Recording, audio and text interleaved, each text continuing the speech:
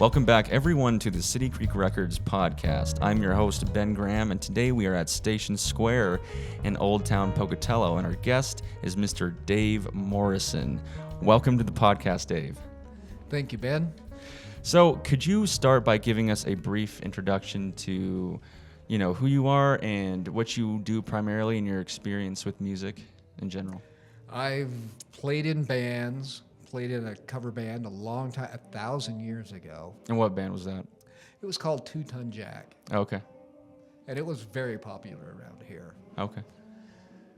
Then I decided cover bands wasn't for me, but I raised my kids and my family first. Mm-hmm. And then after they moved away, it was time to become the artist again. Okay. Got you. So I have a couple of albums out. One with my college band that the Discovery Channel came to Pocatello. Okay. Wow. This was 20 years ago, though. That's crazy. And recorded it, and it was very interesting because reality TV is not reality at all. Right, yeah. They were more concerned about getting visuals. Mm-hmm. They made us go bowling at 10 o'clock at night, where we had a show to do the next day. Wow. We got to practice for 3 hours. Songs we hadn't played forever. Wow. It's funny. And then I had a band called Rapid Creek Band. Okay. And then the next band was a duo, but it was pretty much my solo project called The Mighty Rock Farmers. Okay. And I still release music as The Mighty Rock Farmers. Okay. Even though it's just me. Yeah. And our fancy songs that I recorded at ISU, because I've been taking classes in the commercial music program. Yeah, so you've been in the commercial music program. I have. And how's your experience in that been so far? It's interesting. Okay. Do tell. The reason I'm doing it is probably what Professor John Armstrong's goal of Pocatello is, to have a sustainable music community for Idaho, and specifically Pocatello. Yeah, gotcha. And so I come down to I run the open mic at Station Square on Thursday nights. Yeah. And we're just trying to get cooperation from all the musicians in town. And so we may build bridges with the commercial music program, and we hired an intern from there, and it got me interested. So I started attending the classes. Okay. But I like going there because it stimulates me to write songs, because I really like to write songs. Yeah. Even though I feel that I'm not great at it. But I'm getting better. Everyone is better and better. Right. In fact, I'm taking poetry class just be a better songwriter. Oh, that'll be like an aid, kind of, to help you with like lyricism and things like that. I have a hard time writing verses. Okay. I'm pretty good at choruses. Okay. And arrangements, but I never know what to say. Got you.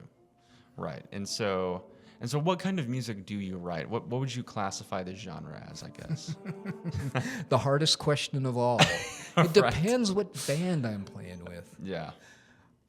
For myself, I tend to be a little bit of progressive. Okay. Big arrangements, overblown arrangements, actually. Okay. If it doesn't have 15 guitar parts in it, it's just got not enough guitar parts. Right. I need a lot of synthesizer. I'm a synthesizer nut, so I have a bunch of those. Got you. I just like the big productions. Yeah. And pop is my format, the style. Mm-hmm. Rock is probably what I would fit, but rock is so broad that it's hard to know what rock really is. Yeah. And I like to add a little bit of progressive elements. Sure. Just a little bit. Yeah. The bands I'm playing with now are folk or almost bluegrass bands, and I only play electric guitar. Yeah. Or synthesizers. Got you. Yeah. And they don't let synthesizers in acoustic music, but they'll let my electric guitar in for some reason. Yeah. So I don't know what genre I am. It's okay. We call Druids Heathens, Saints, which is your band. My main band right now. Yeah. We are kind of calling it mountain rock and pop. Okay. No, that is completely rock. Okay. Mountain rock and folk. Mountain rock and folk. Because Got you. Chase is a big folk guy. And who's Chase? Chase, the American Druid. Okay. I'm going to say his name wrong if I say it, Heggie. Okay. And then, so how did you meet the members of your band? We are the Station Square Misfits. Love it. Love it. So you guys all met here then? We all met here. We didn't Okay. know each other before. We just knew each other's songs. And after playing each other's songs for several years, we thought, well, maybe we should be a band since we know all the songs. Right, yeah. But Chase's music is completely different than mine. Okay. But we work it together. So I somehow have these work big rock songs with ukulele on it. Oh, And cool. he has his ukulele songs with my guitar stylings on there. Yeah. And it just is unique. Yeah. And genre-wise, I am not really sure what it's called. I ask everybody, what is it? Yeah. Because no one knows. Is it kind of like a Pink Floyd kind of vibe, or is it more like? No, there is a lot of folk element Okay. to it. Okay. Manic ukulele playing. Okay. So it's like coastal mountain folk rock electronic music. They don't like the electronic so much. They don't. Okay. Okay. I sneak it in a little bit You do. because we're recording an album right now. Oh, you are? Yeah. Can you talk about that a little bit? I can. I don't know the title of it yet. Okay. I think we may call it The Ghosts of Station Square because this is where we're Wow. from. We're formed here and we run the open mic together. Right. This is our home base. Yeah. We want the music scene to happen in Pocatello Right. and an open mic. Mm-hmm. And we refuse to let it die. Right. And we wrote songs and we play each other's songs. Yeah. The album, we've released 3 singles now. Okay. And the way we did it, we had a single out, I think in November, called Magpies. Okay. Then for logistic reasons, I don't know why it happened, but we released 2 singles in the same week. Oh, okay. It wasn't supposed to happen that way, but Yeah. one got delayed because of the fires in Los Angeles. Oh, I okay. don't know why that had to do anything with the office in Portland, but Right. it delayed the song, and then mine went through in like 3 days. Oh, wow. So Okay. within a week, we have 2 songs out. So we have Pennsylvanian Dutch, Okay. which Chase wrote. Okay. It's a funny song. He had his friends give him some random words and Okay. turned it into a song. Kind of like a Mad Lib. Yeah, Okay. it does make sense though. Okay. But it's got strange words in it. Okay. The one Nice. that speaks to me most is the la la la la la. Because I don't remember words. I don't even hear words. Right. I So you hear just end up sounds. singing La La La because it's easy to remember. Gotcha. Yes, I can do that. Right. And then what about the other song? The other song is called I Can Be the One, Okay. which was written 1,000 years ago with my friends when we Okay. were in college. Right. But we never really released it. But I brought it into Station Square as a simple 3-chord song, and I get to be a little bit of a snob about 3-chord songs. So I Okay. didn't like it. But Okay. I just played it because it's 3 chords. It's easy. Right. Yeah. Yeah. Play G, D, C, D, and then go over and over and over forever and ever. Right. And Chase loved the song. Okay. So now it's in our set list, and we recorded it and released it as a single. Okay. And then this one hasn't been released yet, or was released? It was released about a week ago. about a week ago. But And- it was released in the middle of January. Okay. And then this is just a part of that bigger collection of music, right? It's going to be part of our album. Part of the album. So we have Gotcha. 3 singles from the album. Now I'm mixing with the album. Actually, our first 2 albums are all tracked. Oh, okay. Editing is where the time comes in Got you. Okay. because I have to make sure everything sounds good and overdub my parts because I've got the big production. So I'm trying to sneak in big production values in a folk album. Okay. Got you. So that's a bit of a challenge then. It is. Yeah. And it just takes a while to get everything sounding right. Mm-hmm. Got you. You got to have lots of guitar parts in there, Mm-hmm. but just hidden so you can't tell that it's 10 guitars. It's only 1. Okay. So you're trying to be subtle about that then. Yes, I try to be very subtle about it. Okay, cool. Awesome. Great. And so where can people find these songs that have already been released? The Druids, Heathens, and Saints singles are on all of the streaming All of them. platforms. Spotify, Apple Music, Pandora, Amazon Music, all that stuff. Cool. Yep, Okay. everything. Gotcha. And the name is unique enough that a simple search of Druids, Heathens, Saints will bring it We'll up. bring it up. Because we made sure that we Googled it to make sure it was the only thing. Okay. Because my first band, way before Google ever existed, we had a generic name. And you cannot search for it. You can't search for simple names. Okay. So always Google the Always name you Google want. it first. Got you. Yeah. I faced that problem before with naming songs. It's just find one that you really like and you Google it. It's like, oh, it's already taken. Well, the song is hard, but band names, not so hard, if you just think about it. Right. My band that I still release music is called The Mighty Rock Farmers. I just wanted to call it Rock Farmers, Okay. but that wasn't specific enough. So I threw the Mighty on the front just to make it unique. Yeah. Awesome. Great. So let's talk about Station Square Open Mic a little bit. So how long have you been a part of it? I did a couple of sessions pre-COVID, Okay. but it truly wasn't until months after COVID. It wasn't after I was immunized and I was no threat to my mother that I started coming to open mic. And I just attended the first day I came. I sat with Chase, the American Druid, and Chase Halley, our drummer. They invited me to sit at the table, and then I played with Will, who's the leader of the Wolverines, Okay. the same night. I mean, everybody was just so welcoming. Right. And then I found out that with Chase and Chase, they'd all been in marching band. It's like, oh, I was too. And so you kind of just bonded over marching band a little bit. Yeah, a little bit. Nice. And so you met them, and then what happened from that point? I just loved it. So I came to every open mic after that, and they came to all the open mic nights. And we just, do you want to play on my song? Sure. Okay.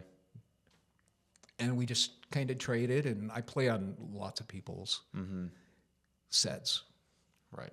because I've been here long enough. Somebody asks me to play, I will play. Yeah. Do I know the music? No, but I'll play it anyway. Yeah. Right. Yeah. So you mentioned COVID. So what happened to open mic night when COVID hit? Did it like go on a long hiatus, or did people continue to meet? A couple of weeks, Okay. and then they started back up. And they started back up, and people were probably masked up and all that. And But it wasn't a really popular event before then. There's only 5 or 6 people that came before COVID. It Okay. was really small. It was more of a jam session. got you. Okay. Very, very small. And then over time, it's just kind of gained popularity. It was really popular. I did not start the open mic. I just kind of took it over from Mark Crapo, who was really good at schmoozing people and getting them to come. It was hugely popular. Now we're still trying to build the audience up again. Right. So how did that happen? How did it become big and then kind of drop down again? I think it's all about Mark Crapo. He just has a list of people, and he's very social and very outgoing. And is he still around? He's living in Ashton right now, so the commute's killing him. Oh, okay. Got you. But he would invite hundreds of people a week. Okay. And So it was packed house. yes, Okay. Chase and I are social. We are not butterflies. We're social worms. We don't Social really worms. care about that. We just Okay. want to keep open mic running and Right. Keep the fire going. keep the fire going. Gotcha. It's going pretty well, Yeah. just not as popular as it used to be. Right. And did you see an increase in like volume of people when City Creek Records started to get involved with open mic? Yes, absolutely. Okay. You can tell when school is in and when school is not in. Yeah. Right. Because tonight we were completely full. 3 weeks ago, I played all night long. Yeah. Right. I Poor played in Dave. every band. Poor Dave. He was there all night, sitting on a chair, just playing music the whole night. I did not sit in a chair. Oh, that's even worse. You stood the whole time? Yeah. Okay. But when it's slow, we'll shut down early. Okay, gotcha. Yeah, there's been plenty of, during December when school is out, and early January, it's slow. And the summertime is often slow too. Yeah. So ISU makes a big, big difference. And we have a lot of fun, I think. Yeah. At 9 o'clock, we always have the commercial music ensemble jam session, Right. and we just do whatever we feel like. Right. But it gives an outlet to those students that aren't well connected. They can come and join it. Because I was that kind of student too. Yeah. If they would have had this program when I was in school, I would have taken commercial music for sure. Okay. That's awesome. Yeah. So what are the next steps for you as an artist? Like, where do you see yourself going with your music and just with, life in general? Well, no one can predict the future. True. Yeah. And you can't predict how popular your music will be. That's out of our hands. So we just make the best music we can. And personally, I'm trying to write, every time I write a new song, I want it to be different than the last song. Okay. Better musically, or just different, trying new techniques. Yeah. Lyrically, looking inward to see what I'm trying to talk about. Because I'm not an inward, I don't express my feelings well. Okay. It's something I've been working on for a long, long time. Sure. Now I'm trying to open my heart and my soul. It's really weird to start talking about stuff and singing it in front of people Yeah. Really. when you're talking about the most deep feelings. That's hard for me. It's hard for me to say those things. Right. Yet I'm trying. Great. Yeah. And so on that note of your music, we are going to feature one of your songs. And I think you mentioned it earlier. It's called I Can Be the One. I Can Be the One was released in the middle of January, end of January, somewhere in that period. And can you tell us what the song is about? What's the meaning of it? The meaning of a song? Yeah. Your heresy. This one's pretty straightforward. This was probably the second song that my friends and I tried to write. Okay. We were a four-piece band. The bass player quit. Okay. And we thought, well, what can we do? Well, let's write songs. Great, let's write songs. How do you write songs? Nobody knew. And this is the funniest thing. We went through the record collection and just piled all the records everywhere, looking at the lyrics. So we were looking at stuff that Bon Jovi did and Run DMC and Bruce Springsteen, any album we could find. And Gotcha. the first song was absolutely horrible. But our drummer had something to say. He and I, we didn't know it at the time, but we both have Asperger's or on the autism spectrum. Okay. So we're not really good at receiving visual signals. Okay. And he wrote this about all the girls that kept trying. He was trying to have a girlfriend, and they would reject him and completely ignore him. So it's about, I could be really good, but you just ignore me. The last verse I rewrote after I had been married for a few years. Okay. Or I added an extra verse. So then, by then I'd had some children. Okay. So now it's the journey of a young person trying to find love. And then later on, when you get to the last verse, it's after you've been married and you have kids. Okay. Awesome. Well, let's give it a listen. This is I Can Be the One by Druids, Heathens, and Saints.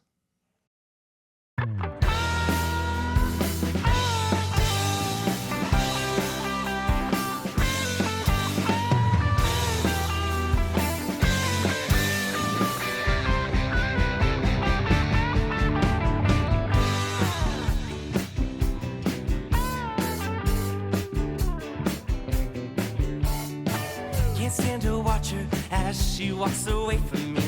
My blood is boiling and all I want is sympathy.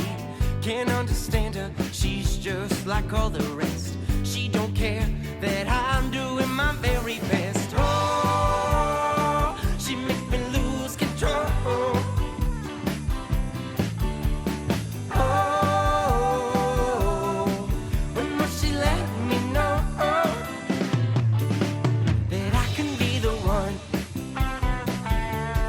I can be the one.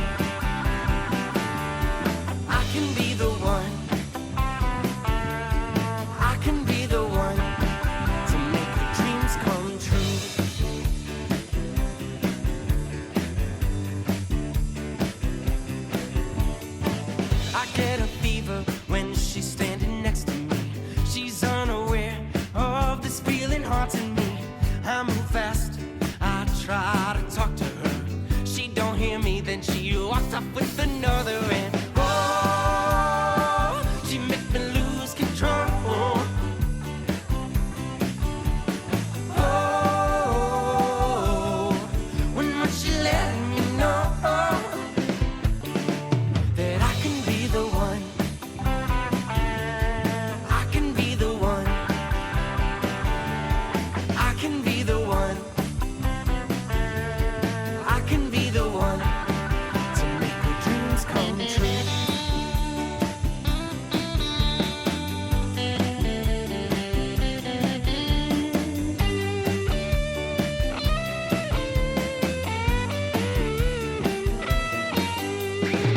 I think I've had it. I think I'll move away from here. There will be others who step on me throughout the years. But still that girl, the one who told me with the glance. I hope someday she gives me another chance.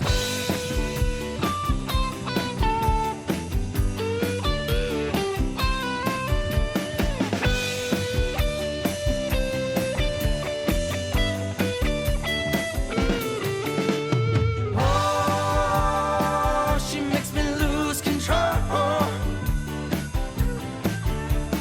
Oh, when was she letting me know? A couple days now, our 7th anniversary.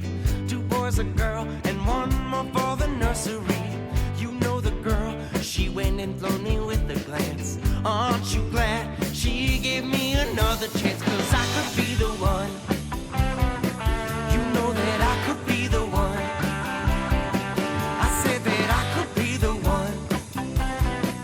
I think that I could be the one.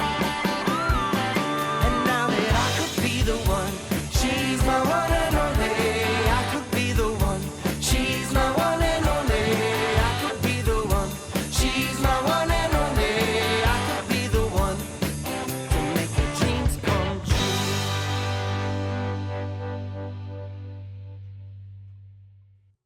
Awesome. That is such a good song. It's got a really catchy hook too. I can be the one. Yeah, awesome song. Dave, thank you so much for joining me on the City Creek Records podcast. It's been a pleasure. Thank you very much.